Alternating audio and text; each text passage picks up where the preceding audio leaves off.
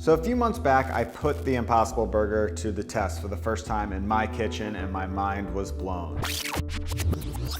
Never before had I tried a meat replacement that actually tasted like meat. Like, we're talking spot on. It's pretty crazy. So the other week I was actually invited to an event hosted by Impossible Foods, and they were breaking out of the burger box. Because when it comes to ground beef, you don't just have to make burgers. You can make all types of things in the kitchen, and the chef there was making some really cool stuff. He made a Thai larb salad. He made a pate that was surprisingly delicious. That one definitely blew my mind. And he also made a really nice, simple chorizo. He toasted up some spices, mixed it in with the Impossible Burger, and it really got me inspired to think outside of just using the Impossible Burger to make burgers.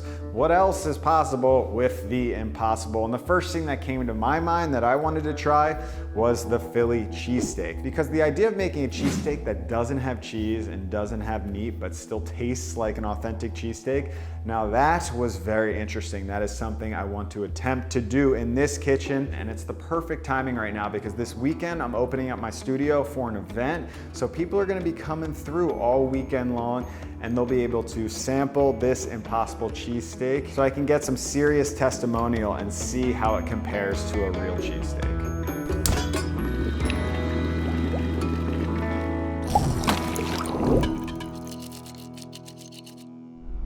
Before we get started, let's quickly break down what makes a cheesesteak so delicious. And the key is simplicity. There's only 4 elements to a cheesesteak.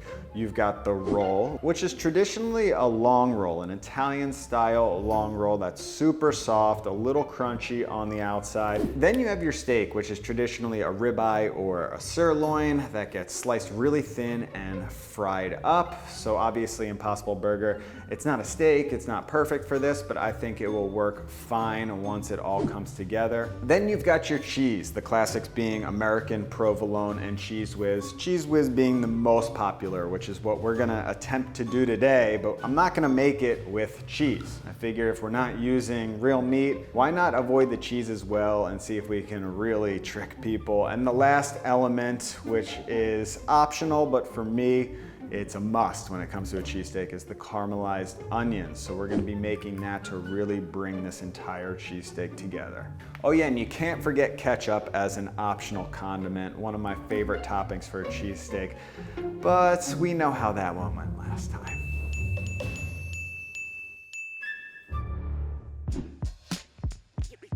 Let's start it off with the caramelized onions. And to me, a well-made caramelized onion is just going to amp your cheesesteak up to the next level. I think it is essential, but you've gotta get it right. So for some reason, my sound cut out for the beginning of this onion demo, but it gives me a good chance to really break down how to slice an onion. So first, you're gonna need a very sharp knife. That's gonna help you out a ton. And then peel off the outside skin of the onion. Then you're gonna start slicing your onion, and every time your onion is feeling a little thin and unstable, just turn it onto a flat side with more surface area and continue to slice. Since these onions are going to be cooking for so long and really breaking down, it doesn't matter if your onions aren't perfect, just get them sliced and move on to the next step.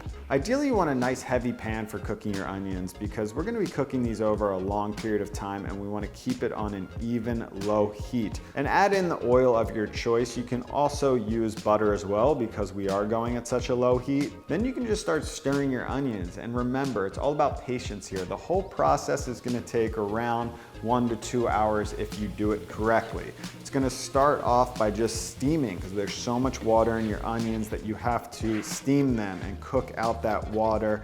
Then we start to get some color. The sugars start to caramelize, but don't get too excited. Just keep it on a low heat, and over time they are going to transform. They're gonna get a little more gummy and basically turn into candy. And at this point, I like to add a little bit of salt and get the seasoning right. And boom, after about an hour and a half, I had this. 6 onions barely fills up 1 little Tupperware of caramelized onions. Definitely making more.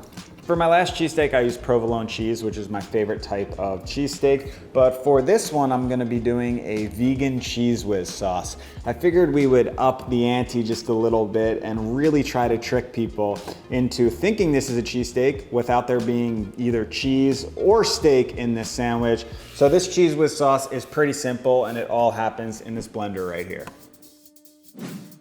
So I've made a lot of vegan style cheese sauces in the past for mac and cheese and toppings for tacos, and they're all similar ingredients. We've got this roasted sweet potato, beautifully roasted, nutritional yeast, the key ingredient to really getting it cheesy tasting. Soaked cashews right here. I've got a little coconut milk, apple cider vinegar, salt and pepper. Ratios, we'll see what happens. I'm pretty much just winging it.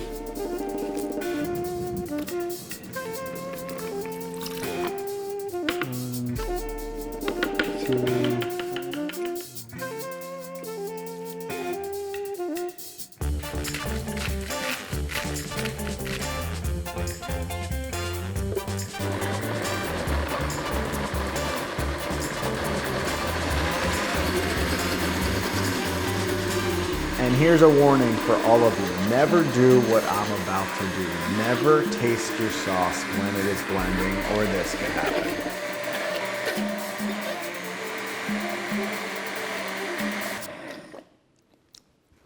All right, so no serious damage done other than a big mess in my kitchen, but lesson definitely learned.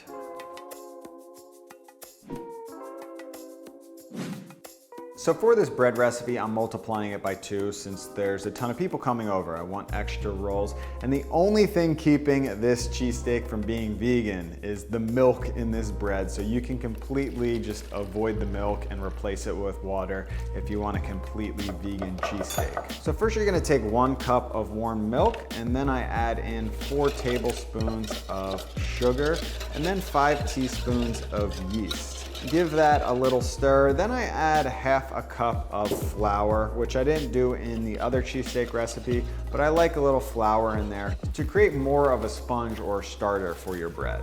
Now once that's mixed up, you're gonna cover that and let it sit for about 30 minutes to an hour until it looks like this. Now get out your mixer. You can do this by hand, of course, and you're gonna add 2 cups of water.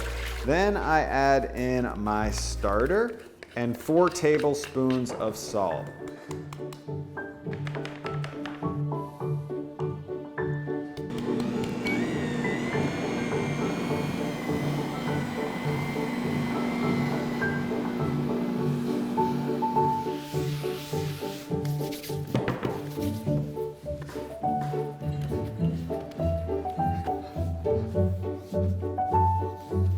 For the original recipe, I let this sit overnight for a longer fermentation, but I do want to make these today, so I'm going to let this double in size, and then we'll roll out our loaves.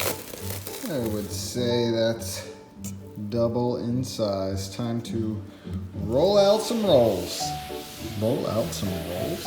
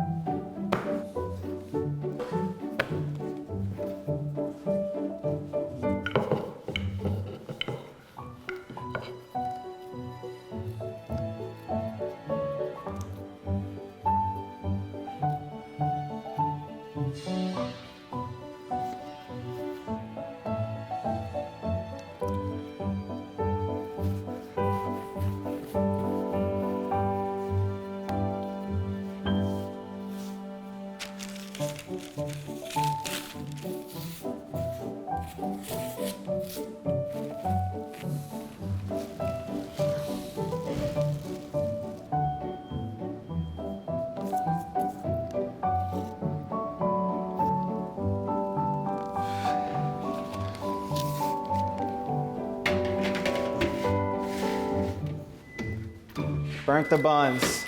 Trying to figure out. Shut up. All right, so I fucked that one up pretty bad. I think they're still edible. I'm gonna try one. I mean, like under the burnt, they look good, but I at least have a few more, one small one. So at least I'll get one that looks good. And I think I can still serve these. I really don't want to make a whole nother batch. It's late. I think we're gonna have to go with these. My oven was at 450, which worked at my oven at home, but that's just a great reminder for all of you out there. You can't really follow recipes. You can use recipes as a guide, but there are so many variables. One being ovens just heating at different temperatures. 450 on this thing incinerated these, where it would have been fine at my oven at home. So I'm gonna turn it down to 375 and go for it again. They actually taste really good. The crust is not burnt tasting at all. There's actually a lot of flavor to it. They just don't look like your classic cheesesteak roll. The cheesesteak roll would never be this dark. So I think they're fine to serve. And then hopefully I'll get something that's just a little lighter here. So today is the first official day of Gowanus Open Studios. So Gowanus right there, that's the neighborhood that this studio's in. And there's just a lot of artists, a lot of creative people. And this weekend for the event, over 400 artists open their studios, and they say like 6,000 to 7,000 people just roam the streets. There's a map, and then you can find each person's studio, go in and check it out. So I'm opening my studio, and I'm gonna be cooking for people, and we're cooking cheesesteaks, which I have not actually tried yet. We're gonna sample one now, and then anyone who comes in, they can sample some cheesesteaks, and we'll see how they react, if they can tell if it's not cheese and it's not steak.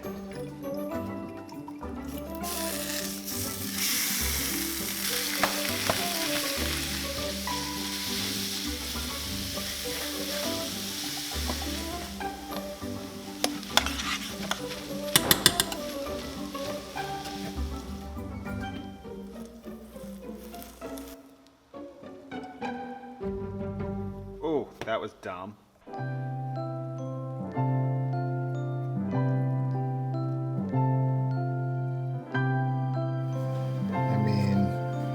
Looks like a cheesesteak. That looks like a goddamn cheesesteak to me. That's insane. Taste, well, we got to see how the taste goes. Come on. Look at that. The onions, the cheese whiz. We've got our first samplers. Give me your name. Looks great. Alexandra. Alexandra. Do you guys want to sample? Oh my gosh. Okay. This is gonna go all over. You're vegetarian. I'm a vegetarian. Okay, well this is vegetarian. That's amazing. This is vegetarian? Yeah. Are you joking? It's like meat. Well, that's the point. So the cool thing about this is the sauce is actually not cheese either. What? Yeah. Whoa! Surprising. It's so good. Oh, that was good. Really good. So we've got 2 more victims. I've told them what's going on. Give it a try. Okay. So no meat, no cheese, but the idea is that, you know, we're trying to get cheesesteak here. Oh. They're so good. It's really good. I'm from Philadelphia. You are? Yeah, Okay. so I'm getting the this is- best clientele right now. Yeah, this is up there with Pat's and Gino. Are you But, serious? Yeah. So have you ever had a cheesesteak before? Yes. Okay, you have. That's tomato. Can you just say that again? Tastes just like a cheesesteak. Thank you. I lived in Philly for 4 years. Really? Okay. This is good testimonial. Here we go. What were you doing in Philly? College? It really does taste like a cheesesteak. It also looks. Yeah. It definitely, the look is good, right? It's really nice. It's really delicious. Philadelphia right here. Philadelphia. Have you had a cheesesteak? Yes, I have. You But I have? don't remember it. You don't remember? Yeah. All right. Good. That face. That face. It's not real cheese. Not real cheese whiz. Well, cheese whiz isn't real cheese to begin true. with. Tastes just like cheese whiz. Wow. Wonderful! So that was pretty cool. It was awesome to see everyone's reaction to the cheesesteak not being steak, not being cheese. Mission successful for sure, but I'm definitely interested in trying other things with the Impossible Burger. I've got a few ideas and I might do a follow-up video. Whoa, what was that? So I've got a few other ideas that I want to try out, but if you have any thoughts, any suggestions on what you want to see me attempt to do with the Impossible Burger, comment in below, and make sure you follow me at Life by Mike G on Instagram to see all the recipe testing and all the behind the scenes that's going down in the studio. And until next time, get cooking.